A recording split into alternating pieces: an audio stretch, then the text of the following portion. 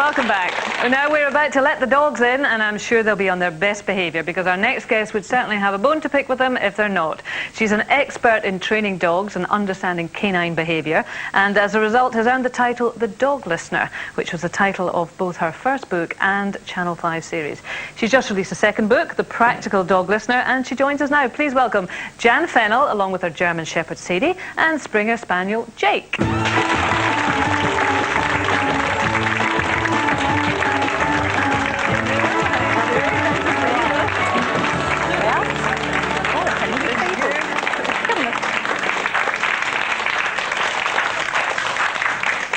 Oh, we're having a doggy day today, so we are. Now listen, Jan, you're under a lot of pressure here because these dogs, Sadie and Jake, have got to be impeccably behaved with your reputation. Have they ever let you down in public? No, because you see, they're not perfect. I don't want them to be. I want to be what they are, which is canines. Right now, they've come in here and thought, where are we? And I'm going to let them decide for themselves that it's okay. I'm not going to tell them to lay down or anything like that. Let them have a look around, that's fine. They're inquisitive. But they're not badly behaved. All they're going to do is, and then they decide to lay down when they're ready, when they've taken it all in. Because I met them upstairs, and yourself, of course, up in the dressing rooms, and it's amazing how quickly they respond to you. I mean, Jake, Sadie, and they just completely, you know. Because the whole thing makes sense to them. You see, I'm their leader of their choosing, not because I own them, therefore I bully them, not because I insist on them doing my will. It's not like that. I give them every reason to believe in me. Right. And they do that. Now, this is all this great doggy psychology, which we're going to get into. No, it's not. It's a language, communication. It's just a language. It's not even psychology, Kay. All it is language. We'll use in English. Now, look, what happens? She's made one decision. You see, you don't have to just give them orders all the time. They'll make the right decision as she has. But then how did you start to understand their language? Well, it was quite honestly, it was a case of, I saw Monty Roberts, you know, the horse whisperer. The horse whisperer, And there he was, communicating, these horses doing exactly what he wanted, calm, happy. I thought, I want into this. So what I did was go away, and as he did, I studied canines in the wild, which was wolves, dingoes, wild dogs, and instead of putting my human emotions onto them, I cleared the decks, and I thought, what's important to the canine? Feeling safe. You see, do you see what I mean? This has just proved a point. Yeah, I didn't have to say anything. They've just sussed it out. Okay, that's cool. You know. Now they took what's priority to them: food, feeling safe, and that's it. They don't care about anything else. What prompted you into this in the first place? I know you met Monty Roberts, but prior to that you had another wee dog of your own, didn't you? That's right, Purdy, yes. I mean, she was a sweetie little thing, and she was a rescue dog. But what happened was, we got her home, and she seemed to be over the top crazy.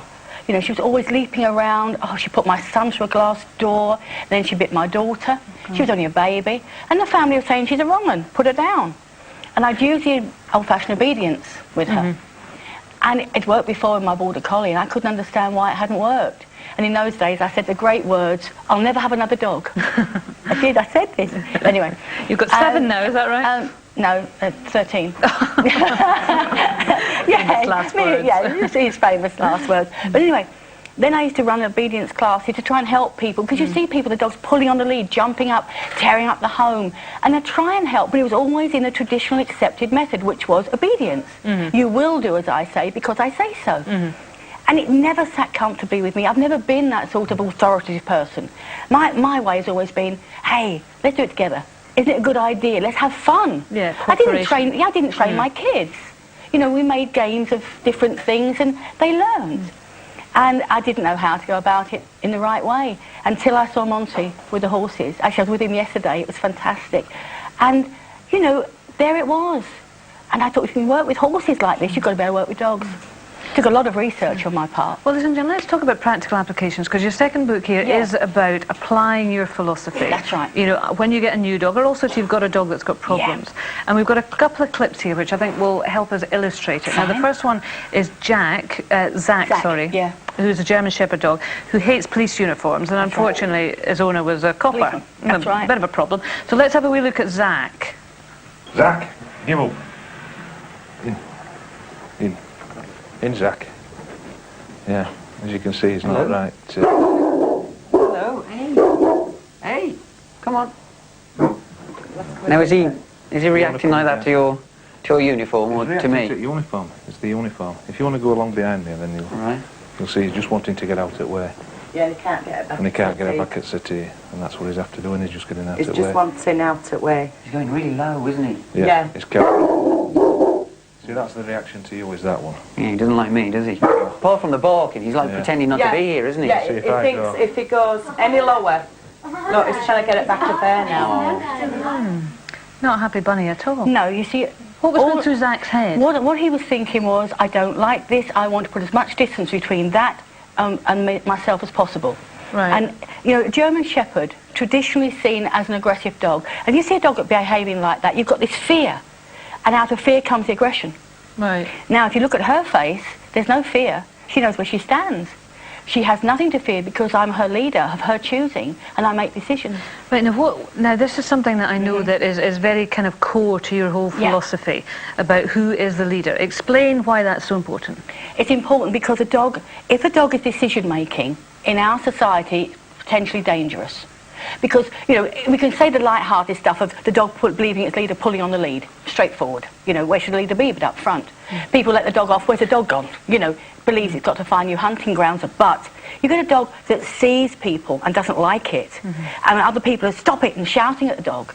Then the dog thinks, I'm in trouble here, I'm getting hurt because you're around, go away, and they will attack. Right. And that's what can lead to. Now, if you have a dog, because they can't understand our world, I can't. They can't understand our language. They don't understand, believe it or not, microwaves, televisions, cars. They don't understand those. We just assume they do. So when you cut all of that out and you say, okay, what do you understand? Hierarchy. They know that to cooperate with a leader, but the leader they have to choose. You cannot bully somebody into accepting you as leader. Right. You look at slaves. And Slavery. you have got to be the leader. The owner has to be You the leader. must, but you must have them elect you into that. You Right. cannot force your will. So what did you do in Zach's case then? In Zach's case, what we did, I said to him, right, let's have we got the change of relationship. When you come in, you ignore the dog till the dog settles down, then call it to you, showing that you can come and go, and the dog must take that, and then come when it's called nicely. When people came to the door, thank the dog, don't shout. When she barks to let me know somebody, I say, good girl. She knows she's done her part. Right. Thank her. It's a subtlety. It's many, many subtle things that change the dog's mind. And when you do that successfully, the dog can give up this awful decision-making and fear. And that's what happened with Zach. We've got another example, which is a fascinating one. You can talk us through this one, Jan. This is Charlie the Spaniel, Yeah. who has developed a habit for some reason of, well, he's scared of his own shadow, literally. That's right. Sort of licks the walls and stuff. Let's have Yeah. a look at Charlie. Now, Charlie here, this will obviously start off as a game. Somebody saw the dog licking and doing that and made something of it. Now, it's very easy with a dog to make something of nothing. If anybody that's got a dog, go over and just scratch a piece of the carpet. Before long, the dog will say, what's that, what's that? So if a dog does that and you say, stop it, the dog becomes more and more and more neurotic. Add to that, a dog that believes its leader and cannot cope with its leadership. It's a stressed out dog, a very, very sad little dog, and it's a Springer Spaniel seen as being neurotic. Right. Well, this is an English Springer Spaniel, perceived to be neurotic. So you've got here the dogs that are perceived as being aggressive and neurotic. No, No, this they is don't have to that's be. what humans make them. So what do you do with Charlie then in Exactly that the situation? same again. Get the dog to give up the job of leader, first of all. That's always the core of it. Right. Change the way you treat the dog. No fear, no pain. You don't even raise your voice, let alone your hand. So there's absolutely no aggression. You silently take over the job of leader. And every time he went over to anything that he was licking, just take hold of him and bring him back to the owner and sit there.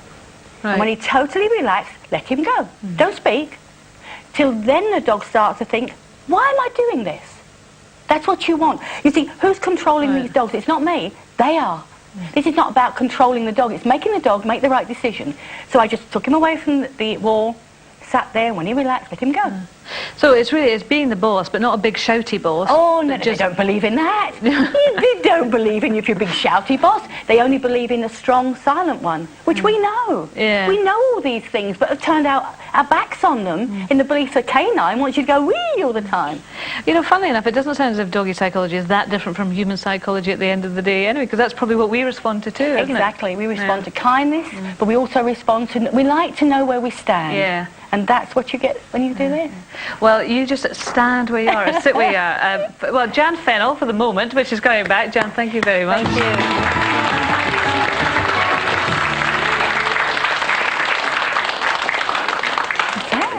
Jan is sticking with us because she's going to take your calls into phone in. So if you've got a badly behaved beagle or a disobedient Doberman, give us a call on the usual number, 020 7691 5000, or you can email us at openhouse@channel5.co.uk. And we'll be dealing with all of your pet hates at the end of the programme.